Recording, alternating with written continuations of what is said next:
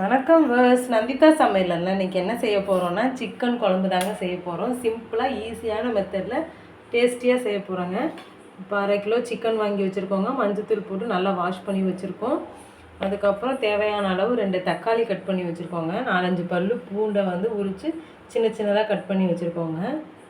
பெரிய வெங்காயம் இருக்குது, அதை ஒரு வெங்காயம் பெரிய வெங்காயமாக சின்ன சின்னதாக கட் பண்ணி வச்சுருக்கோங்க. வாங்க வீடியோக்குள்ளே போகலாம். இப்போ அடுப்பை பற்ற வச்சுக்கலாங்க.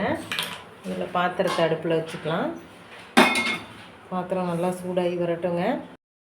பாத்திரம் சூடாகிடுச்சுங்க. கொஞ்சம் எண்ணெய் ஆட் பண்ணிக்கலாங்க. எண்ணெய் சூடாகிடுச்சுங்க. 2-3 பட்டை போட்டுக்கலாங்க, சின்னதாக கட் பண்ணி. கொஞ்சம் அன்னாசி பூ போட்டுக்கலாங்க. இலை 2 போட்டுக்கலாங்க. கிராம்பு கொஞ்சம் ஆட் பண்ணிக்கலாங்க. இஞ்சி பூண்டு பேஸ்ட்டு கொஞ்சம் ஆட் பண்ணிக்கலாங்க. இஞ்சி பூண்டு பேஸ்ட்டு பச்சை வாசனை போகிற அளவுக்கு நல்லா வதக்கிங்களாங்க. வதங்கிடுச்சு. இப்போ வெங்காயம் கட் பண்ணி வச்ச வெங்காயமும் பூண்டையும் ஆட் பண்ணிக்கலாங்க.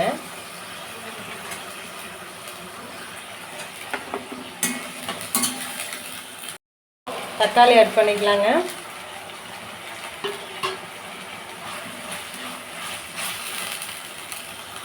தக்காளி வதங்கி வர்றதுக்கு கொஞ்சம் கல்லுப்பு ஆட் பண்ணிக்கலாங்க. வெங்காயம் தக்காளி நல்லா வதங்கிடுச்சுங்க. கழுவி வச்சு சிக்கன் ஆட் பண்ணிக்கலாம்.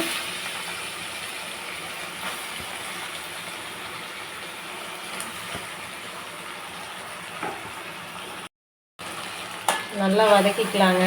தண்ணி ஊற்றாமல் நல்லா வதக்கி எடுத்துக்கலாம்.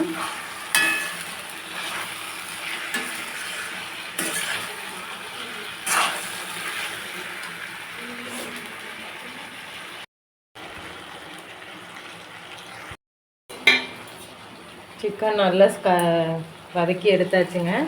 அதில் கழனி தண்ணி கொஞ்சம் ஆட் பண்ணிக்கலாம். ஃபஸ்ட்டு கழனி தண்ணியை கீழே ஊற்றிட்டு 2வது கழனி தண்ணியை எடுத்து வச்சுருக்கேங்க, அதை ஆட் பண்ணிக்கலாம்.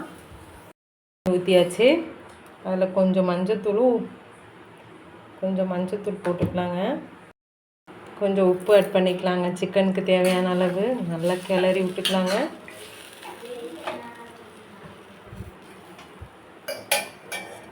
மூடி போட்டு மூடி வச்சுக்கலாங்க. சிக்கன் நல்லா வெந்து வரட்டுங்க.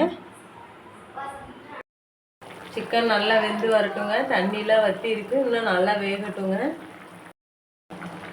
மிளகாத்தூள் மல்லித்தூள் ஆட் பண்ணியாச்சு. 3 ஸ்பூன் மிளகாத்தூள், 2 ஸ்பூன் மல்லித்தூள் போட்டாச்சுங்க. நல்லா கொதி பண்ணிக்கலாங்க.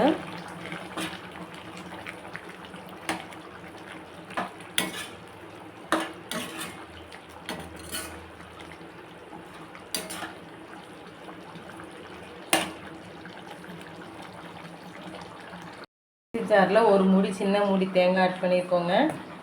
கொஞ்சம் கசகசா ஆட் பண்ணிக்கலாம். தேவையான அளவு சோம்பு ஆட் பண்ணிக்கலாங்க.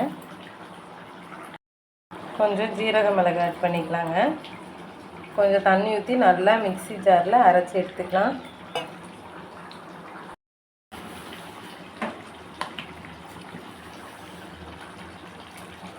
இப்போ தேங்காய் நல்லா அரைச்சி வச்ச தேங்காவை ஆட் பண்ணிக்கலாங்க.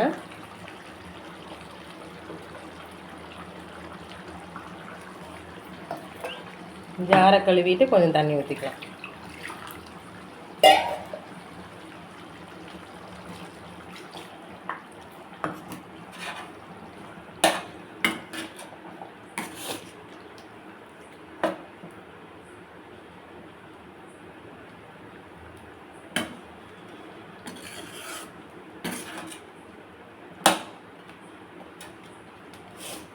நல்லா கொதி வரட்டுங்க.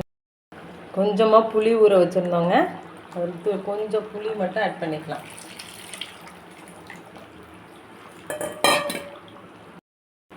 குழம்பு மூடி வச்சாச்சுங்க. நல்லா கொதி வரட்டும். ஒரு 10 நிமிஷம் நல்லா கொதிக்கட்டுங்க.